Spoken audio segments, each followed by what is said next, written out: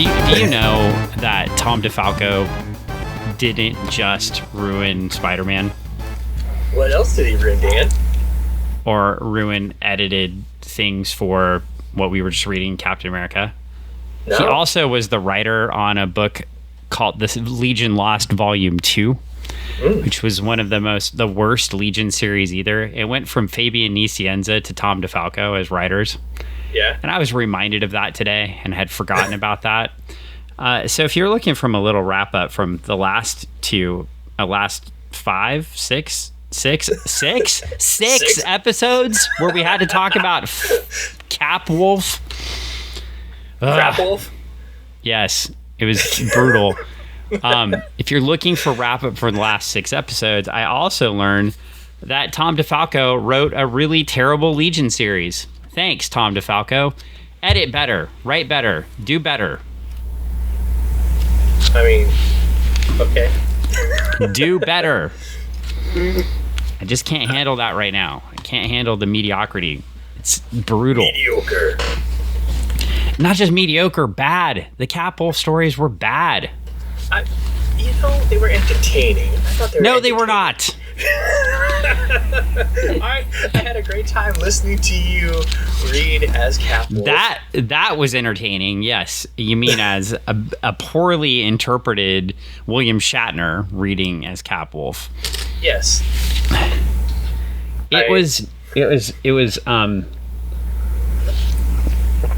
was a journey. Yes, and it seemed like it was never going to end. And it never ended because it extended into it. Like, if I was thinking about the concept of the Cap Wolf series, it's like, okay, I got 6 issues. Mm-hmm. But I'm going to need another half. One half more. And what was up with, like, crazy Captain America with the razor shield? Like, I don't know what's going on. It was I don't know, I kind of liked it. I thought it was pretty neat. He came from another dimension. What if he had murdered everyone? Whoa, that would have been awesome.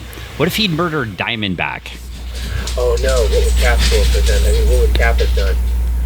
It would have been fantastic. Well, he just would have lost his friends again. Well, I think I was building up to a transition here because we're going to get into a book about lost and reunited friends.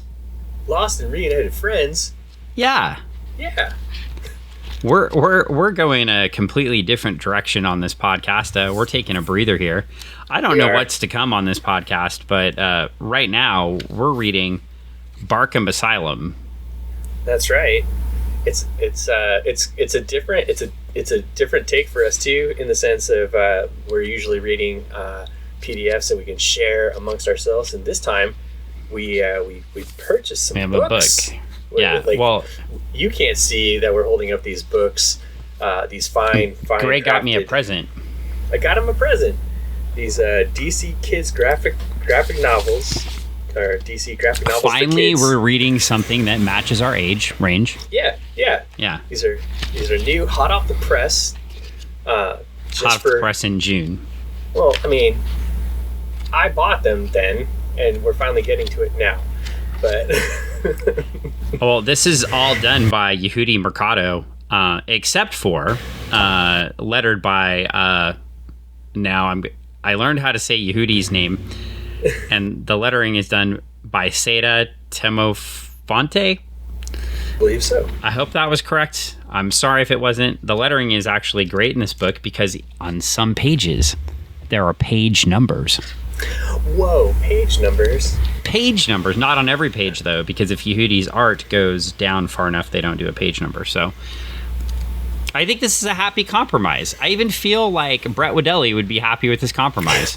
Because there's some pages with no numbers at all. Right, and there's some page. Yeah. So if you want to draw the whole page with your art spanning the whole page, there's no page number. But if there's some black space down there or some grids, then you get a page number. It seems like a good compromise. You don't have to have a number on every page, but we'll be able to find some things.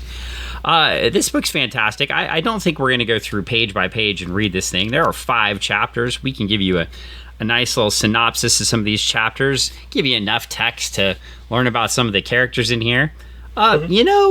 if this is a book, if you know what, I'm just gonna say, if you have kids that like comics, this is fun. Yeah, it's a nice little story. And I think people kind of are murdered, maybe, but I don't think anybody's really murdered. I don't think they're murdered. I mean, not like on panel. I mean, yeah. There's no murders on panel. Nobody's shooting anybody. I think maybe if it might be implied that somebody might be gone. I don't think that's in the story. I'm not a big fan of the Joker. Not a big fan of the Joker of Yehudi's art style of the Joker, or just no. I love that. No, just the Joker in general. Just the Joker in general. Oh, well, being in a kid's book. Oh, being in a kid's book. Oh, I see. Yeah, because he's so wily. That kind of bugs me. I'm not gonna lie. It kind of bugs me that like a sociopath, maniacal murderer shows up in kids' books. But I mean, I guess we read them all as kids, and they were there. So, I mean, originally the Joker was written for 13-year-olds to read and 12-year-olds. So, sure. True. I mean, true. It's good. Well, I think we should get into this. We get into Christine Quinn is the senior editor on this book, by the way, and there's some other folks here. Barkham Asylum, copyright 2024, and we get some. We get a few pages of the Joker, and I do like how the Joker is drawn. Yeah. And he's trying to rob Ace Chemicals. I feel like that's how he became the Joker in the movie. In the Tim Burton movie. Yeah. In the Tim Burton movie from 1989. Yeah. Well, there's been several movies. I had to clarify. There was the Tim Burton movie, and then there was some more not Tim Burton movies that were not good. But there was a Tim Burton. For shame. Okay, you and jiu-jitsu lawyer Paul Pedro can go watch Holy Rusted Metal, Batman. We will. You can watch that together, and I will watch the next set of movies where you have the Joker and Heath Ledger just is basically Jack Nicholson and gets lots of praise for it and then dies, so you can't say anything about it. Hey, I mean, Ann and I saw that on our wedding night, how appropriate. I know. You were watching Batman. Wait, hold up. You were watching Batman on your wedding night. You couldn't think of anything else to do. So to be 100% transparent, I had purchased tickets for opening night. We did not plan on getting married that day, but because of my back injury, as I was a professional clown and had injured myself and needed to get married to get insurance to go to the doctor, she married me on the spot to go to the doctor the next day. I see. She said, "What do you want to do?" And I said, "I guess we're all going to see Batman now." Okay, what do you want to do? See Batman. I was like, we already have tickets for Batman. We are going to see. Look at you taking my little joke and then making me sound like a horrible person. Yes. I appreciate that. Memorable. Well, we've got a story here, I believe in 5 or 6 chapters here. Yeah. And it's fun. I think we're not going to go page by page. We've got 100 and something page book. I said there are page numbers, and of course there wasn't one on the last page. I will say this though, for parents picking up, if they're looking for a book that they want their kids about 150 pages. Yeah, enjoy and read. I mean, there's a lot to see, obviously, on the pages, but then there's a lot to read, and I really like that. Yehudi put a lot of work into making sure that there's a lot of really good dialogue in here, and a lot of really good action as well. So it's a fun story. It progresses much better than anything we read in Capwolf. Yeah, a child's going to be engaged. I mean, if I was engaged while getting my tire fixed and reading this at the shop and having people look at me and go, "What you reading?" And then, then them watching them go and actually like order this book, it was kind of funny because like there was two families that were like, oh man, I'm gonna go buy that for my kid. So that was kind of nice.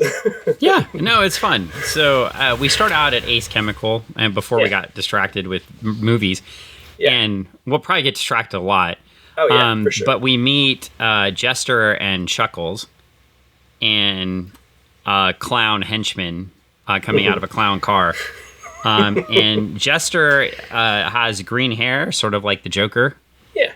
And Chuckles is kind of a big mean dog. He also has like a green tuft of hair. Yeah. And I'm assuming Jester's supposed to be more like the Joker of the two. And he likes to clown around. Yeah. Look at that. And he says things like, I was never a great student, but it wasn't my fault. I thought I had enrolled in disobedience school. But I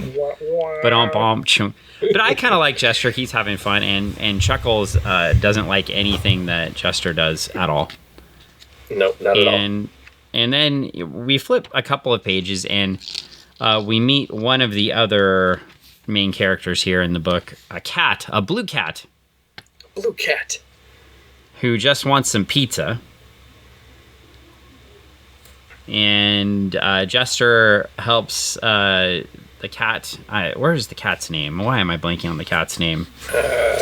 See, I don't think we get the name for a couple pages. Penny? It's Penny the cat. Yeah, Penny. It's Penny the cat, correct? Yeah. But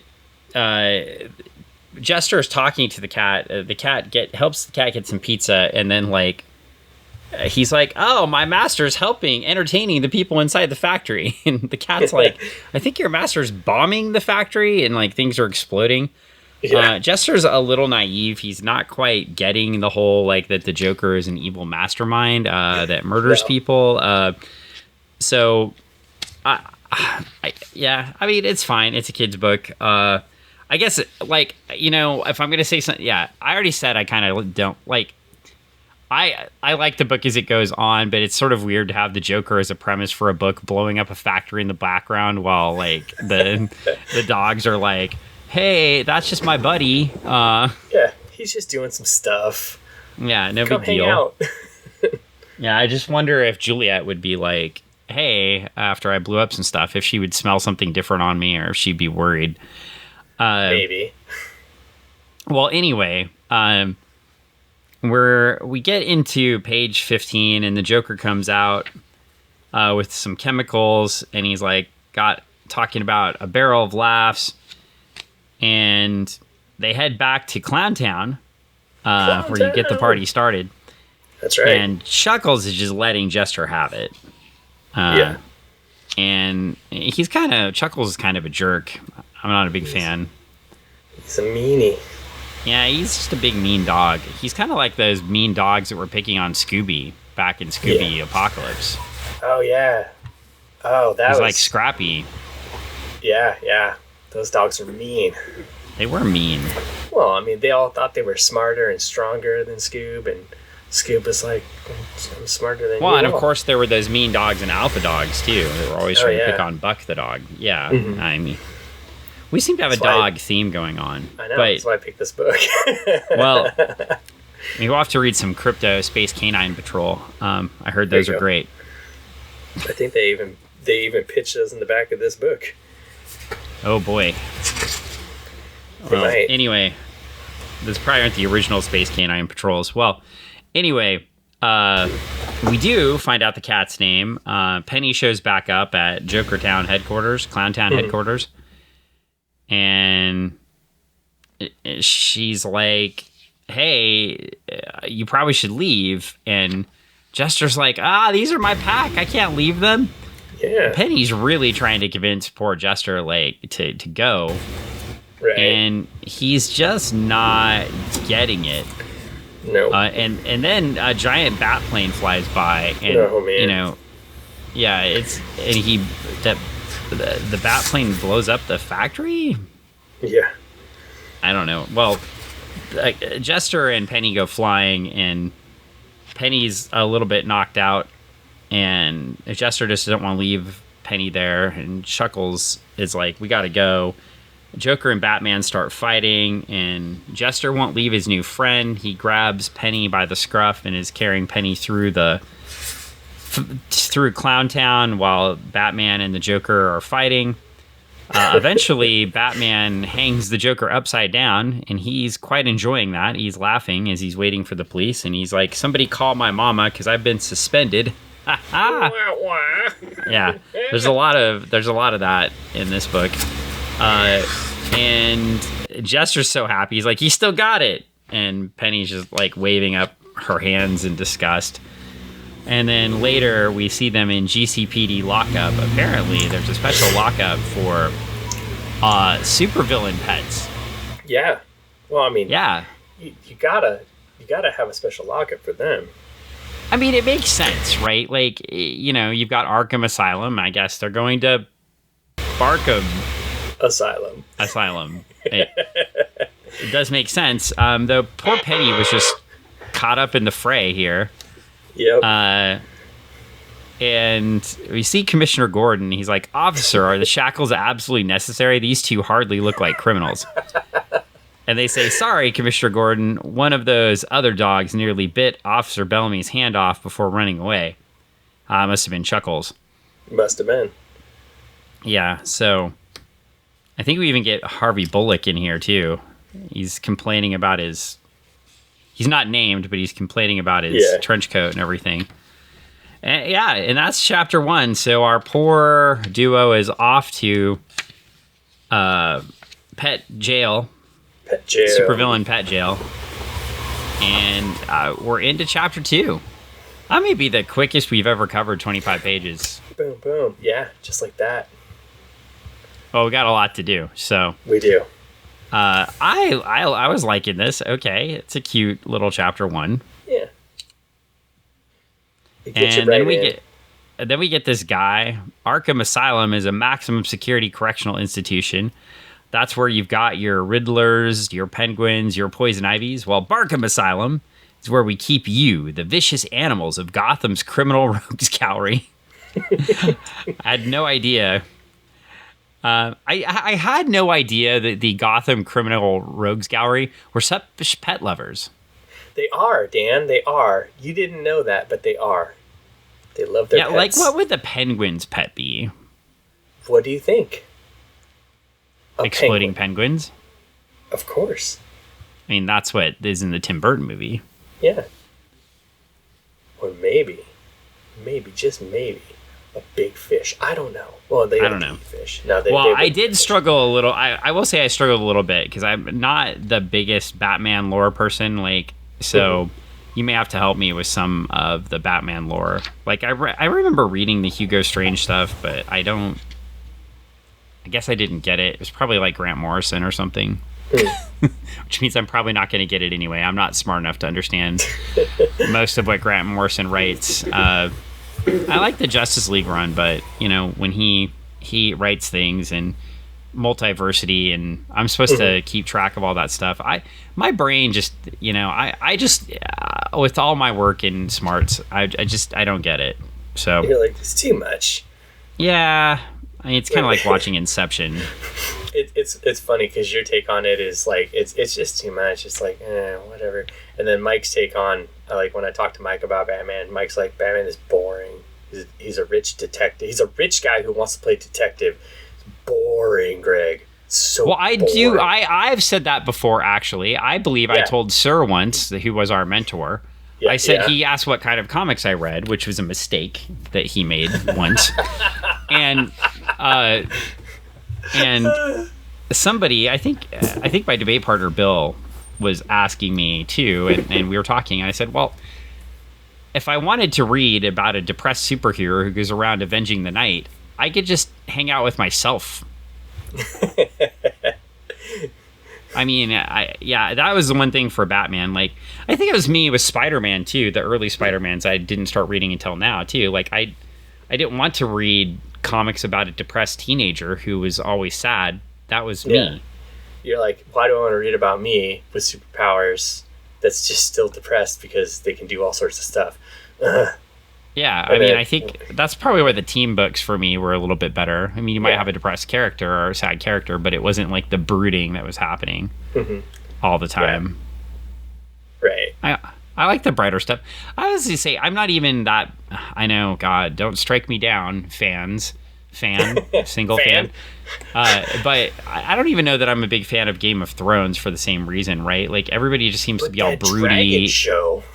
Yeah, I don't know about it. I'm not watching that dragon show. I'm not watching the dragon show either. Honestly, fool me once, shame on me. Fool me twice.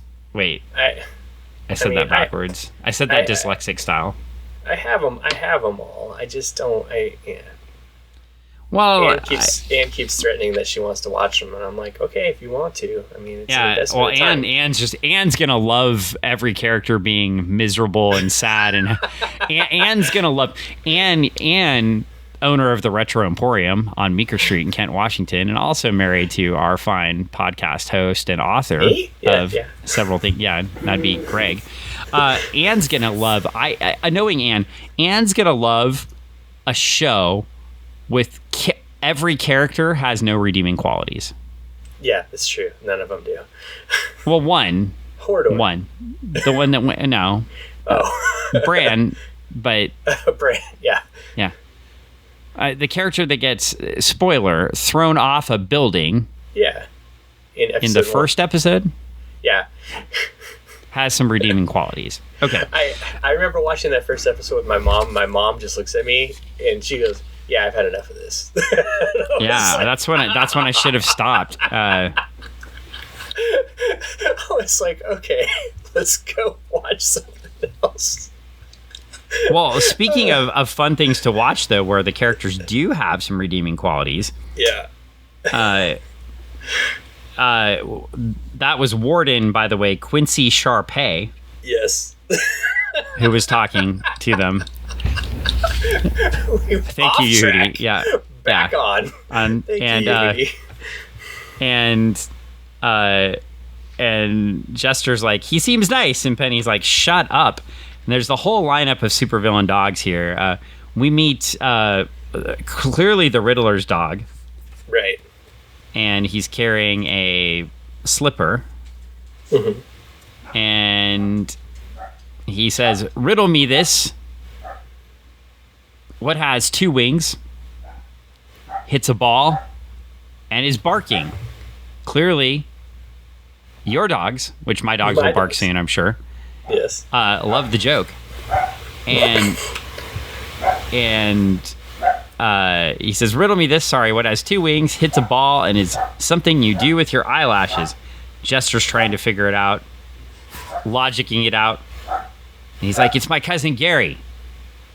And Penny's like, "It's a bat."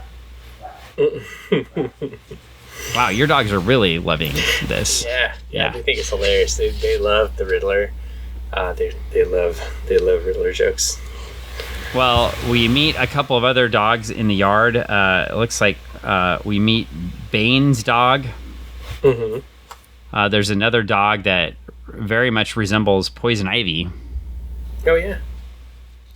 There's a bird. Mm-hmm. And they're actually speculating about the bird. They're like, I know he's a bird. Why doesn't he just fly out of here? Right.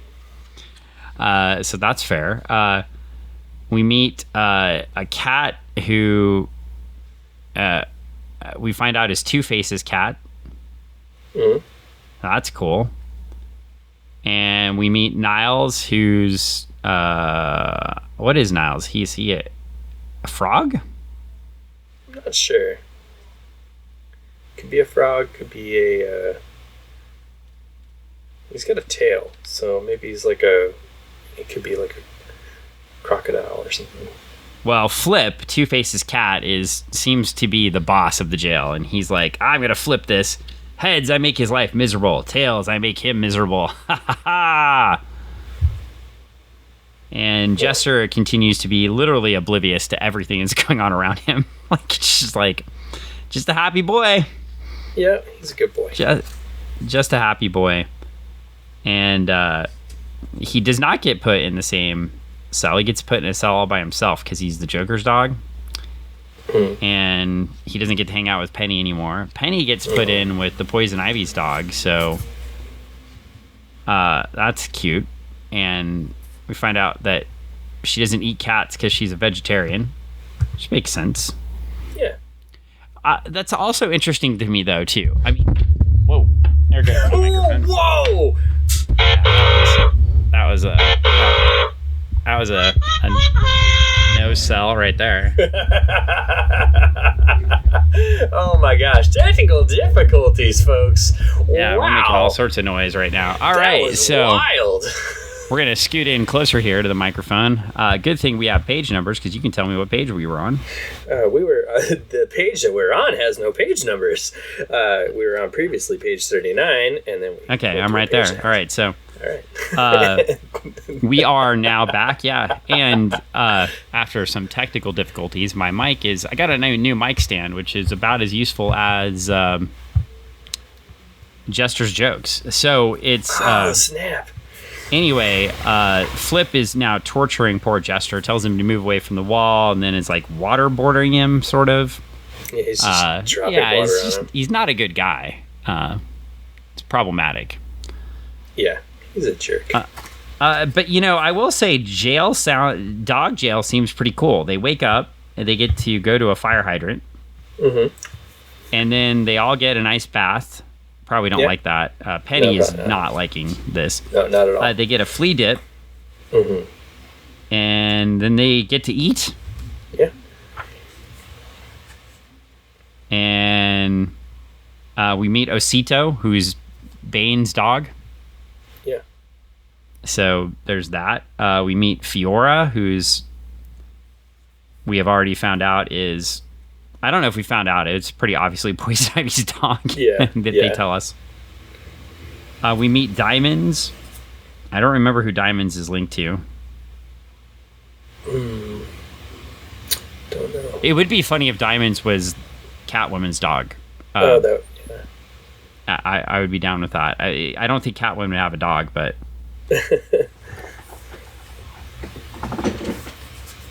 But anyway, Flip gets told just basically to go away by Jester.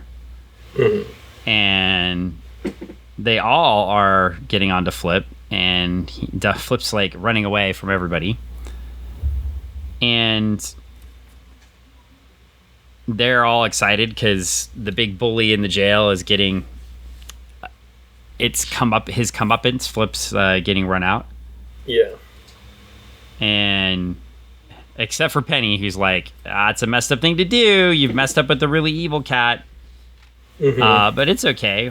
We meet Oscar the guard. Oscar the guard. Oscar the Grard. Oscar the Grard. Oscar the Grard.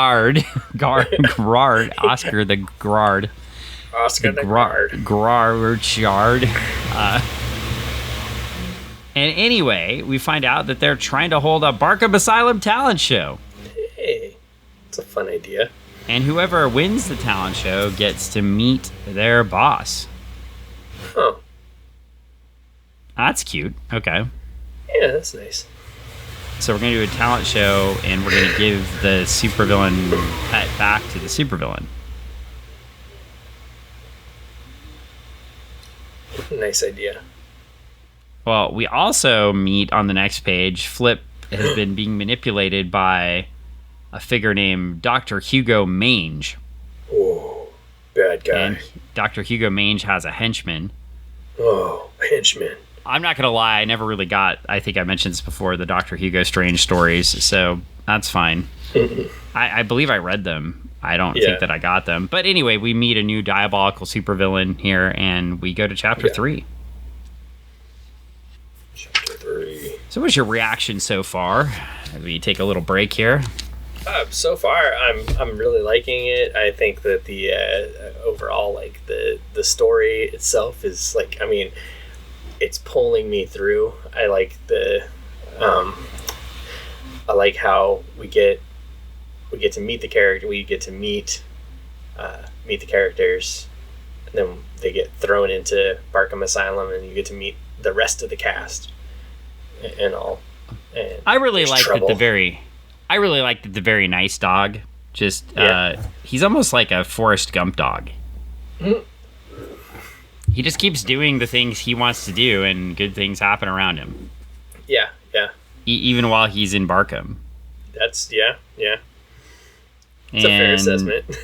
And they get the fire hydrants, and Penny's like, I hate you so much. They get washed, and Jester's loving getting his ears washed and everything, and Penny's like, I hate this so much, being a cat. And they just kind of roll through, and it's cute, and Penny yells at him to chew with his mouth closed. There's a lot of fun stuff here, and then they all get together, and they're going to do a talent show, and Jester's like coming up with all sorts of ideas that he could do, like that he learned from the Joker. So he's like got whoopee cushions and fake teeth and gas. And he says it works because a gas also means that something is funny. It works on so many levels. I don't think he knows what the Joker gas does to people. Yeah, it just makes people laugh. But it's all good. Yeah, this is wow. This is working really well. So boom, boom.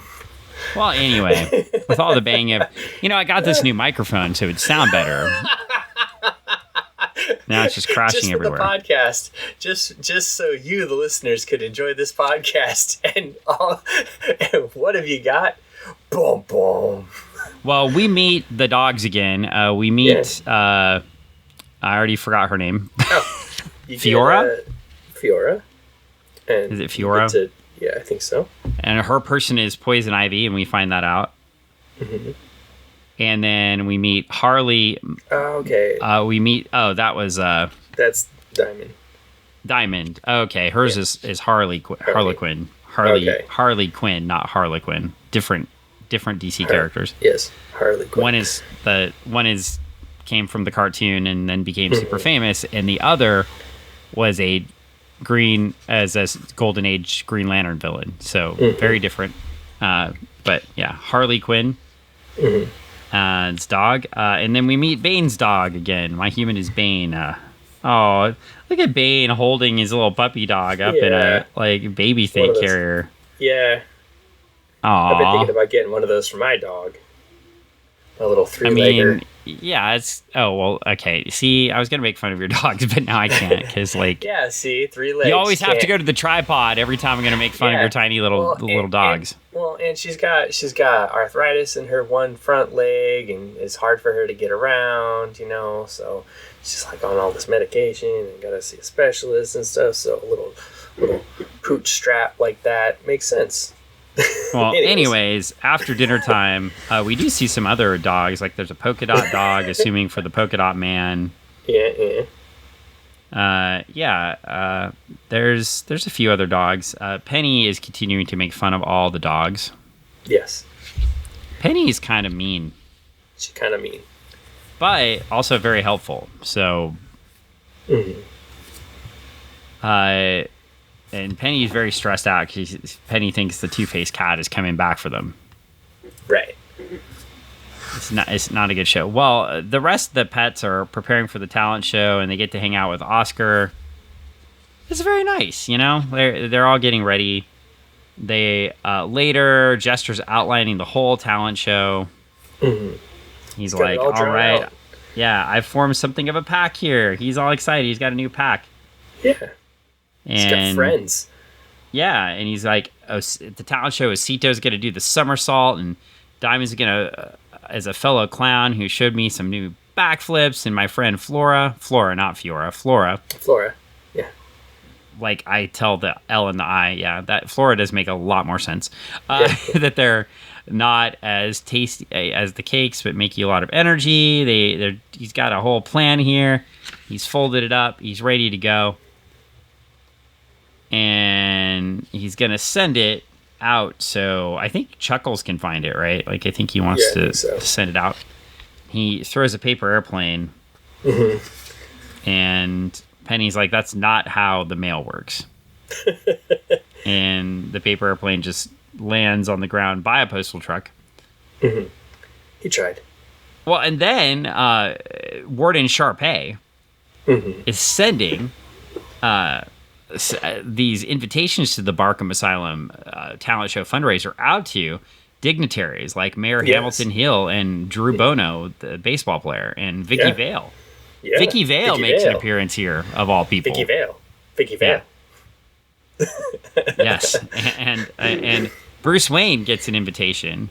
Who's that? And I don't know. Is he someone? Have we seen him in the story so far?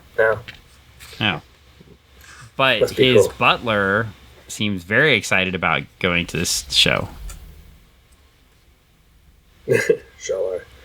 Well, anyway, Flora is talking about how all the rehearsals are hurting her back and grows some plants and grows some catnip for...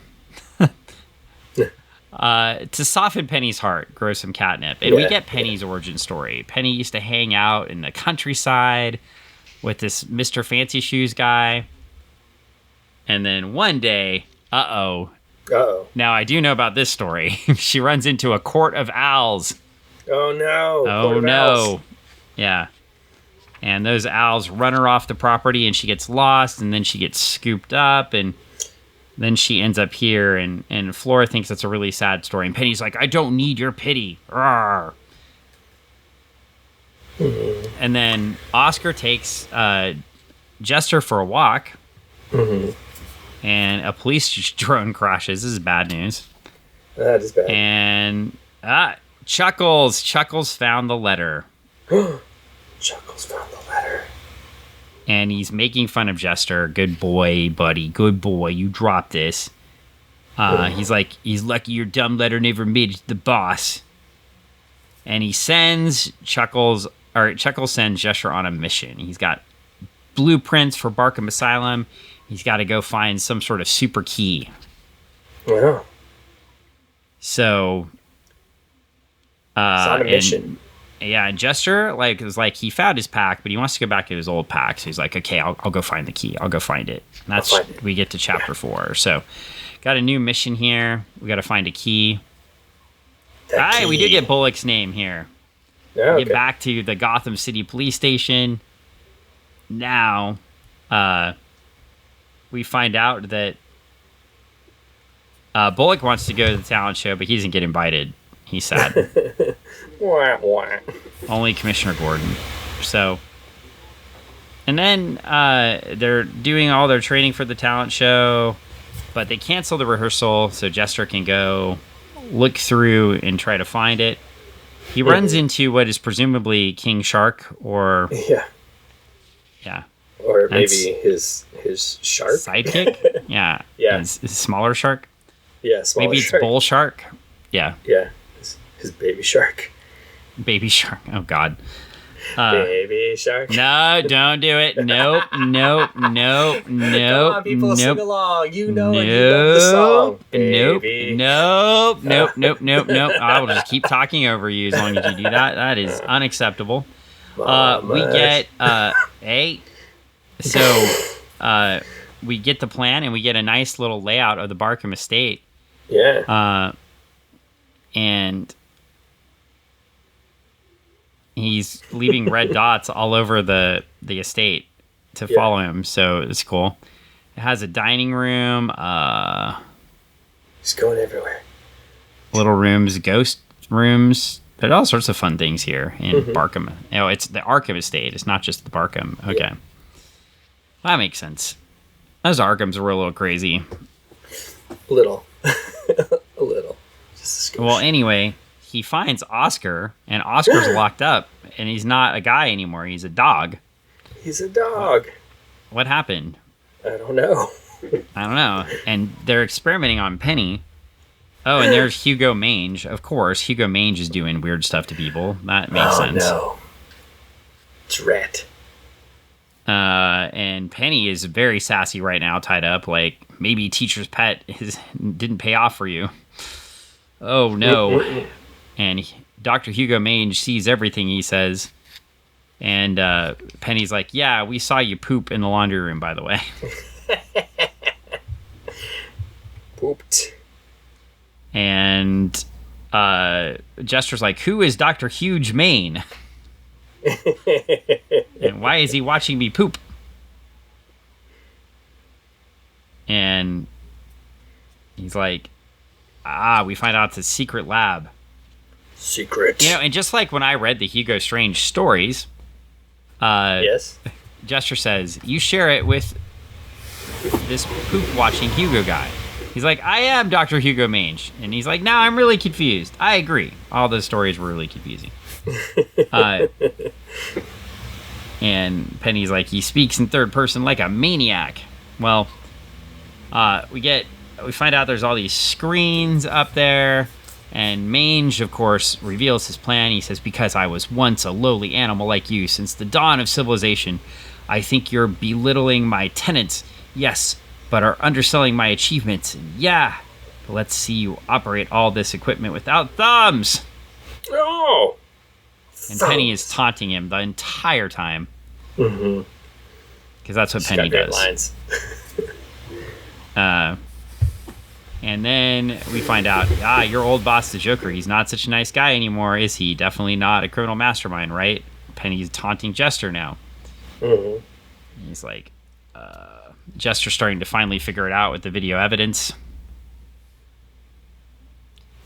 Because everything's up on the screen. Jester's seeing the Joker with his big barrel of chemicals that he stole. Oh no! And Hugo Mange is like, once I calibrate the formula to its final dosage, I will test it on the Gotham's elite, Mayor Hamilton Hill. More like Hamilton Husky. Ha ha ha! I added the ha ha ha. It's actually not there. Yeah, but it's good. Well, he says, and I will unleash Operation Bark Victory. Chaos will reign. Predator will become prey. And he says, what? What? We don't get a whole full what, so it's not Star Wars. Yeah. And poor Flip's just wandering around outside and gets dropped into a giant vat of chemicals. Oh no. Oh no. And poor Flip. The Penny and Jester are running away after the chemicals explode, and they're like, I don't know where we're going. And now they're on the edge, and we've got Jester holding on with one paw, holding Penny. Penny's finally coming around, saying, truthfully, yeah, it was kind of nice to eavesdrop on everyone for a day. And now I get to hang out with you. Aw. Yeah, Penny, being such a nice cat for once. And then Jester, still not catching on to everything, is like, if the Joker's as evil as you say, then I'm more worried about what would happen to Chuckles. I feel like Chuckles is on to the Joker being evil. Right. Chuckles knows. But he's bought the ticket, he's riding the ride. Yeah. Well, Penny's going to try to fly the police drone. Actually, I don't think it's going to go well. No, but she can try. But they go back and rescue Oscar. And he's like, Jester's like, come on, boy. That's a good boy. Who's a good boy? You're a good boy. You are. And then something goes grrr, and he goes, "What in the Westminster is that?" See, there's jokes for grown-ups. I don't think 8-year-olds know what the Westminster Dog Show is. No, they don't, but that's funny. I liked it. Yeah. And there's some rumble. Uh-oh, Flip is now a giant cat thing. Oh, Lord.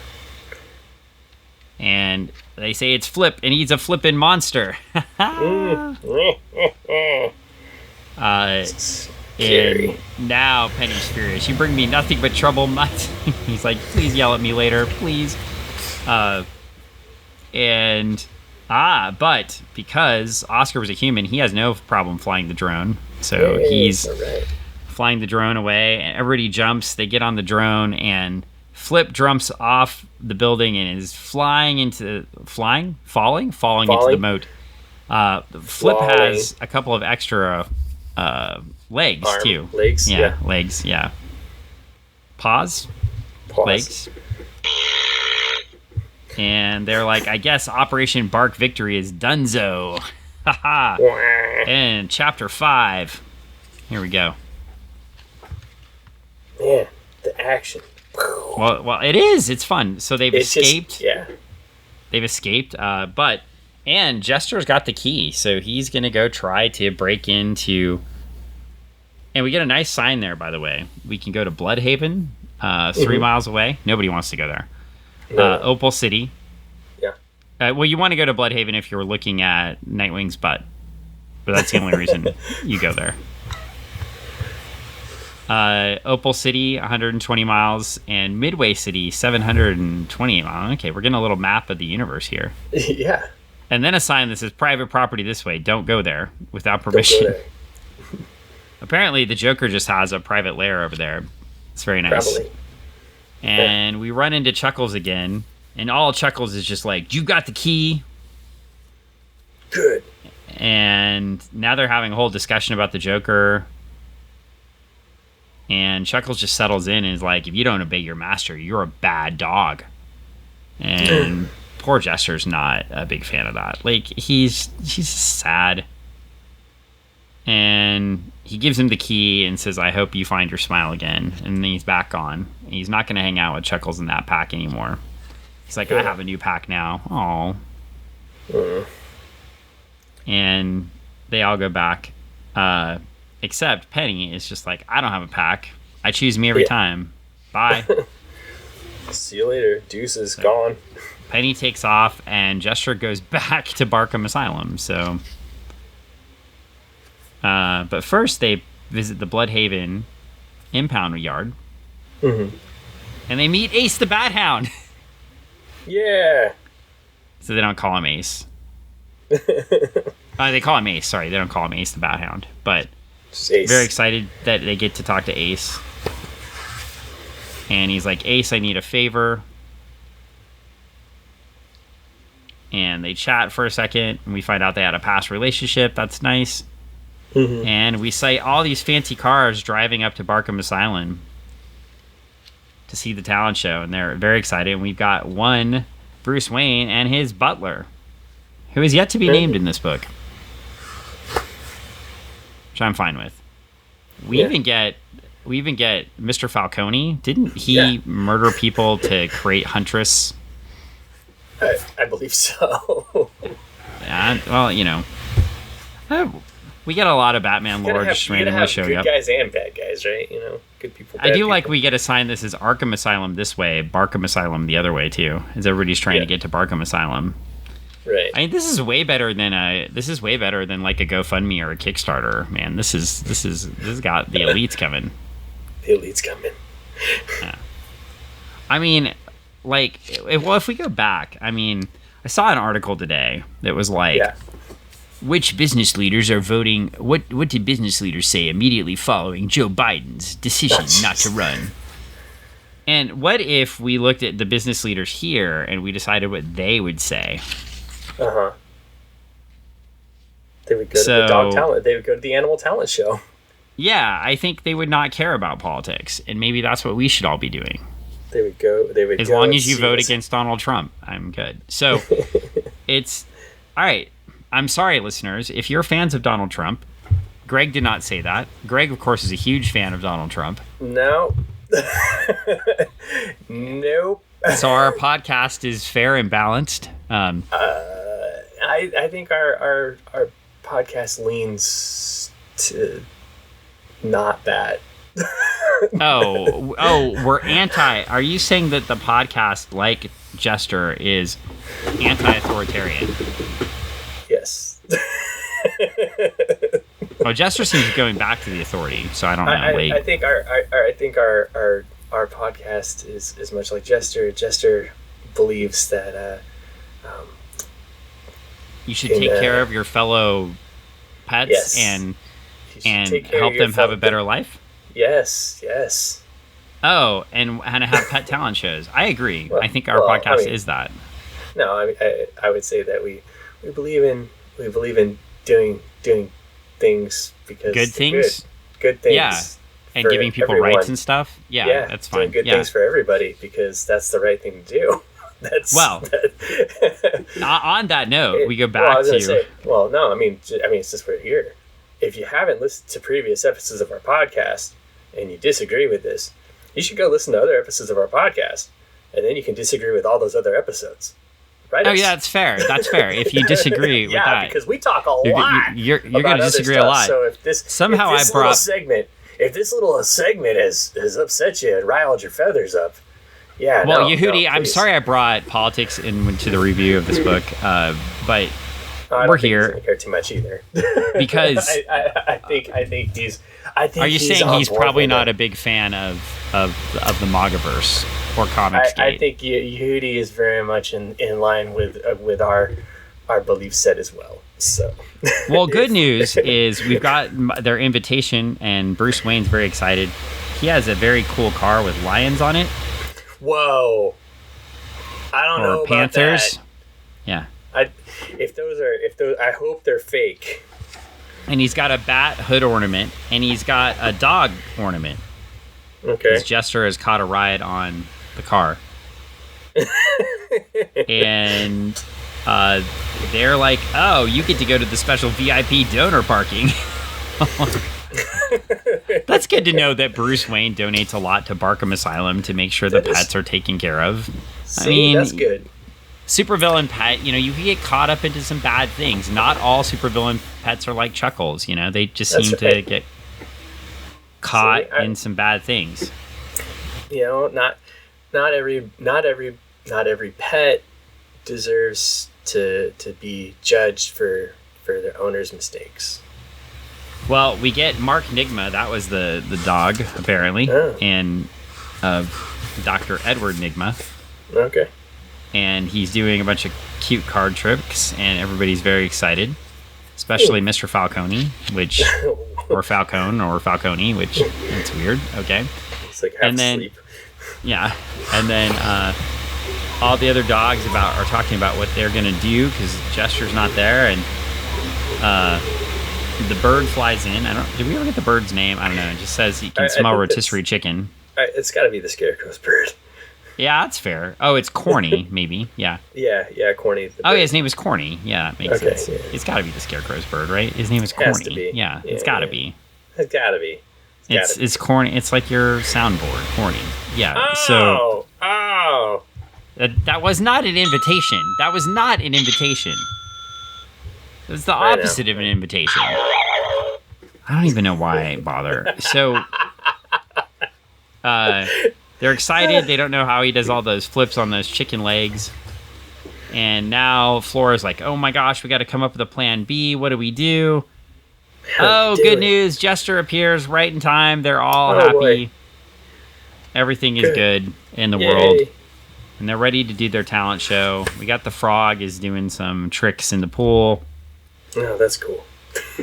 And then Jester's in the back. Wait, there was this crazy doctor in a secret lab who was going to transfer all these guests into dogs or something weird like that. They're all like, what? Oh no, have I been turned into a dog? Oh no. He's about as smart as his master Bane. We're not talking about the evil calculating movie Bane here. We're talking about the Bane in wears the lucha mask. Yeah. And shoots themselves up with drugs to get really big. Oh, I hadn't considered this, but should we have done like a direct comparison between Captain America's steroids and Bane steroids? I mean, we still can. Cover maybe for a books. Future episode. Yeah. Yeah. Bane books are really terrible. Oh, that's what makes them so great, though. Well, at least the early ones were. Yeah. That's what makes them so great, though. I broke Batman's back. Oh, snapperoo. Like a bat. I think I have like 3 of those. Yeah. I think they're still worth negative dollars. Negative dollars. Yeah, I think they make my collection worth less just by them being in it. Oh, jeez. That's sad. They're like, we know you were dumb and bought 3 of these because you thought you would make money on this. 3 of the same books? I don't know. I don't know how many I have. I don't know. Who knows? Dan. Oh, Dan. Well, I know how many comics I have. I'd have to look this up. Did you get them graded, too? No, I didn't get them graded. Shut up. Oh, he probably did. Well, anyway, Hugo Mange makes an appearance here. Oh. They introduce him as the veterinarian, and everybody's like, they're like, oh no, Bark Victory is still in motion, and there is Hugo on the Strange, and he's trying to give a speech, and he's like, the domesticated pet is truly a wondrous part of the human experience. Oof! And then he says, pardon me, rough. It's been rough as of late due to the budgetary cut. Barks. Yeah. And he is not doing well. And we get to chapter 6. And we go on with the show. We get a bang-up show from Osito and Flora and Jester and a Diamond. Mm-hmm. And the whole crowd is like this, and they're very put on. Like the mayor is like, if a dog can fly, then maybe I could be a better mayor. And you know, maybe that's what Donald Trump needs. Donald Trump just needs to go to a supervillain pet talent show. Supervillain pet talent show. And maybe he would then turn his life around and decide that he could be a better person too. I thought he was at one last week. Oof. Yeah. Yeah, I was like, oof. Yeah, wow. Yeah, I mean, there were a lot of stupid pet tricks that did definitely happen.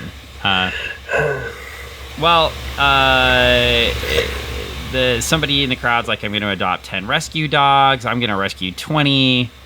And the baseball player's like, I'm crying now. I'm crying. I never knew theater could be so moving. Oh. And the dogs go to try to take care of Hugo Mange, and Bruce Wayne is like, we should go to the theater more often, Alfred. And it does say Alfred finally, yeah. Yay. And Alfred's like, yeah, Master Bruce, maybe we should, but you're always out at night, dummy. That's why you don't go to the theater. Oh, he didn't say that. But Jester's like, I don't know what to do. Where's Ace? Hugo Mange is ready to put Bark Victory in motion. But then a clown car comes in. No. And Penny has the clown car. She stole the clown car, the clown dune buggy. It's more like a clown beetle dune buggy. Yeah. Yeah, old school. Mm-hmm. And Penny came back and saved the day. And Hugo Strange transforms back into a dog. Hugo Mange, it goes back to a dog. Dr. Strange. Well, no, Hugo Strange was his name. Yeah. It is Doctor Strange. I wonder how they made it. Well, I wonder how DC got away with that. Anyway,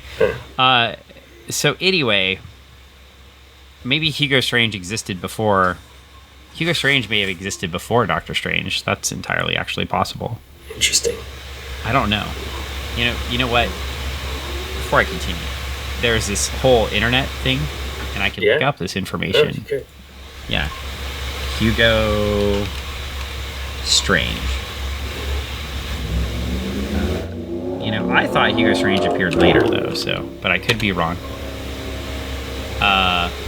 Hugo Strange from Batman fandom. Okay.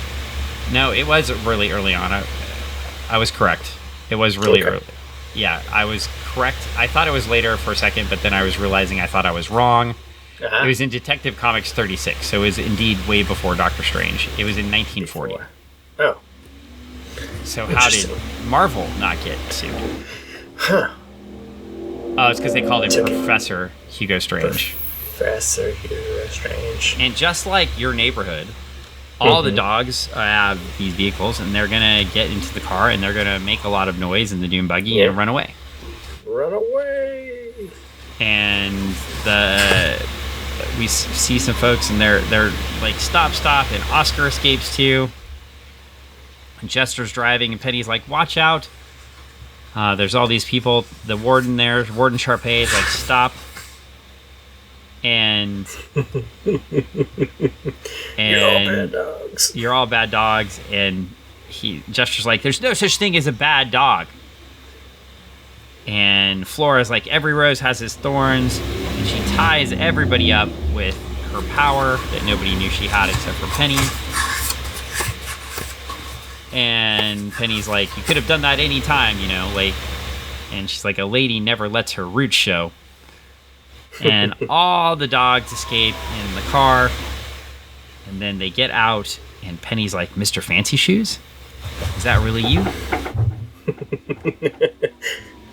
And Bruce Wayne is running, and he's like, this was all a diversion. Batwing on my position. He changes his Batman costume, and he goes after the Joker and takes him out pretty quickly. Boom. And then we get Hugo Mange as a dog and the Joker locked up in the same cell. And Alfred has found Miss Penny. He's very excited. He's hugging his kitty cat. He's like, you look like you could use a dish of sardines. And then he's like, I gotta take in all the pets. It's cool. And all the pets move to Wayne Manor, and they live there happily ever after forever. The end. Aww. It was so nice. Book. It was so nice to read. Just a relaxing, nice book. Yeah. It's great. Like that last page is great because you got all the pets just living their best lives. Well, and this book's written for kids, but there's some adult pieces in here. But I think the other thing is, like, I read a book like this, it's not got too many words. The story flows. Mm-hmm. We were reading the last stories, and it's like, the story doesn't make sense. There's too much editorial interference. I think one of the fun things about a book like this is there's probably just not... You don't have to stay in the main universe. There's just not a lot of interference. And you can just kind of play around and have fun. Oh, yeah. No, and I think, like, that's the great thing about Yehudi's books. He does, like, a lot of really good kids' books. He's really good at writing stuff for kids. His book, Chunky and Chunky Goes to Camp, are great stories. They're autobiographical, but they're also, they're stories about him, but they're stories for kids that are, they're great for kids. Sci-Fu is another book that he did. It's just a really good, fun story that's just kid-centric, but also great for adults to also just read and have fun with. They're just good. Oh yeah, I quite enjoyed this, right? Like it's I sat down not in the best of moods last night, started to read it, and was in a really good mood by the end. Yeah. And it was fun. And I sat down with my doggos curled up on the bed with me, and we read the book about Barkham Asylum with Miss Juliet right next to me and Toa down at the end of the bed. And actually, our other roommate who owns Toa got home. I don't know if I have permission to say his name on the podcast, so I won't say it. But our other roommate got home, Toa the dog, and he called Toa the dog in to hang out with him. And Toa went and then came right back and laid down on my bed while we all read the book together. So I think the dogs knew what was going on. Yeah. They've abandoned me now, but that's because I'm podcasting, and they're like, we want to go outside. But it was fun. So, we don't always have to be perpetually sad on this podcast. Sometimes it can just be fun. Yeah. And that's the great thing about comics in general is there's a lot of different stuff to read out there. So read something that you want to, and enjoy it, and let us read the terrible things. You can keep sending us terrible stuff to read. Yeah. We'll read the terrible things for you, but we'll also read the good things and tell you the good things that you should read too. And, let your kids read them. Yeah. Well, on that note, do you have anything that we've been told we need to read? Or do I get to pick? I'm trying. I will tell you this. I'm trying to get a copy of I'm gonna. I keep joking with Kendrick about the title of his book, but I'm trying to get a copy of Supernatural Baby Detective for us to number one. Both 1 and 2 for. I have number 1, so I could review that, but we could. if we can get a copy of number 2, we could review both and help promote the Kickstarter. Yeah. Which definitely, I mean, as this will get released before, while the Kickstarter's still going. So if or at least a synopsis of number 2. We could do that. That's definitely an option. So that's coming up soon. So we will tell you, we will do at least issue 1. That's a guarantee.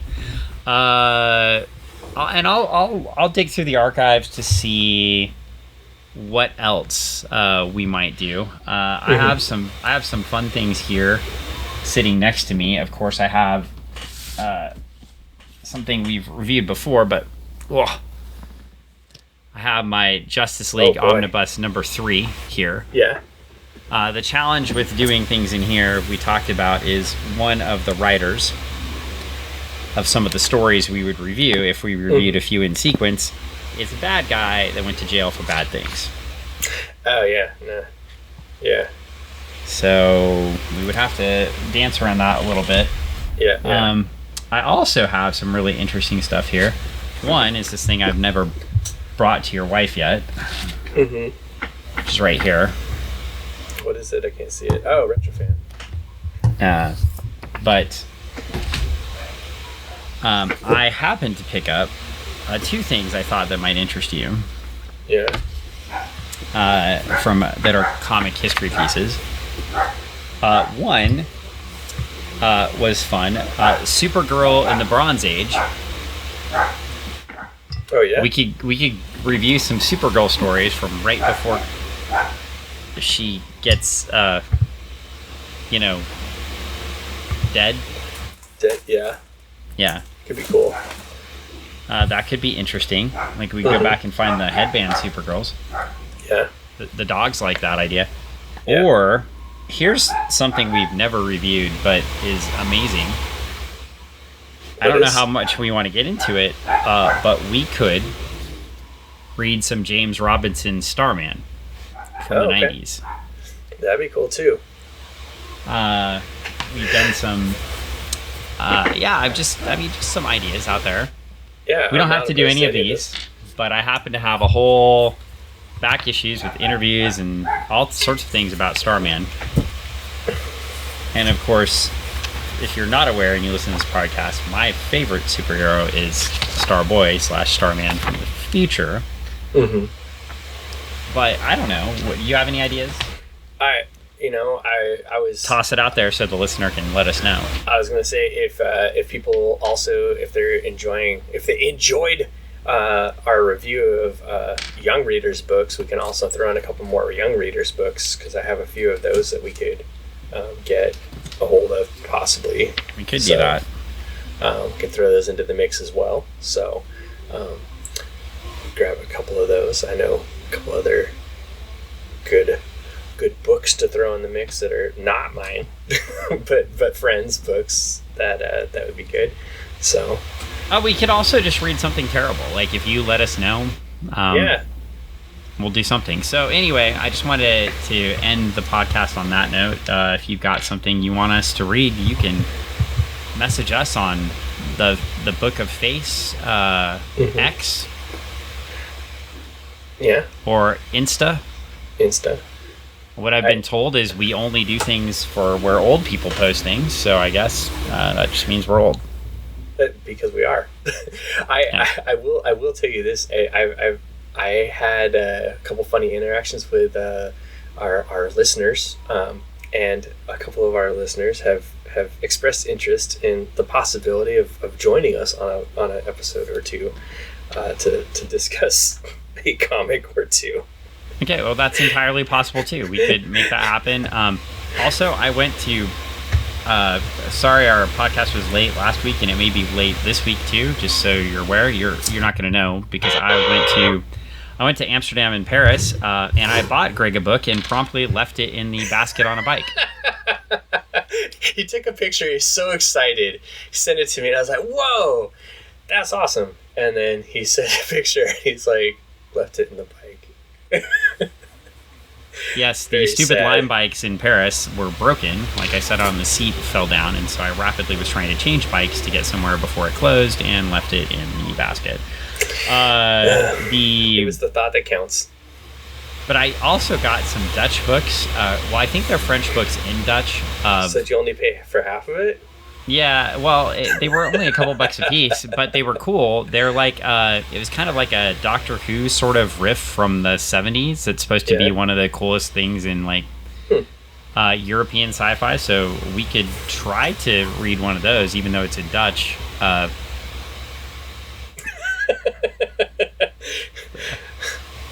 mean, that's what Google Translate is for. So yeah, I suppose could be interesting.